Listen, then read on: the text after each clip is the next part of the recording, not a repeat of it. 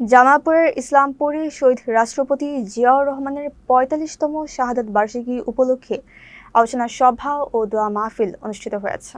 শনিবার দুপুরে ইসলামপুর অডিটোরিয়াম হলে ইসলামপুর উপজেলা বিএনপি ও পৌর বিএনপির আয়োজনে এই কর্মসূচি পালন করা হয়। অনুষ্ঠানে প্রধান অতিথি হিসেবে বক্তব্য রাখেন জামালপুর ২ আসনের সংসদ সদস্য ও ইসলামপুর উপজেলা বিএনপির সভাপতি এ.ই সুলতান মাহমুদ বাবু। তিনি তার বক্তব্যে শহীদ রাষ্ট্রপতি জিয়াউর রহমানের রাজনৈতিক অবদান ও দেশের গণতন্ত্র প্রতিষ্ঠায় তার ভূমিকার কথা তুলে ধরেন। অনুষ্ঠানে সভাপতিত্ব করেন ইসলামপুর উপজেলা বিএনপির সিনিয়র সহ সভাপতি মিজানুর রহমান শাহীন। বিশেষ অতিথি ছিলেন উপজেলা বিএনপির সাধারণ সম্পাদক নুরুল ইসলাম নবাব। প্রধান বক্তা হিসেবে বক্তব্য দেন উপজেলা বিএনপির সহ সভাপতি মাহমুদ হাসান কবির মঞ্জিল। অনুষ্ঠান সঞ্চালনা করেন আজমউদ্দৌলা পাহলোয়ান। আলোচনার শেষে জিয়াউর রহমান সহ দেশের কল্যাণ কামনায় বিশেষ দোয়া ও মোনাজাত অনুষ্ঠিত হয়।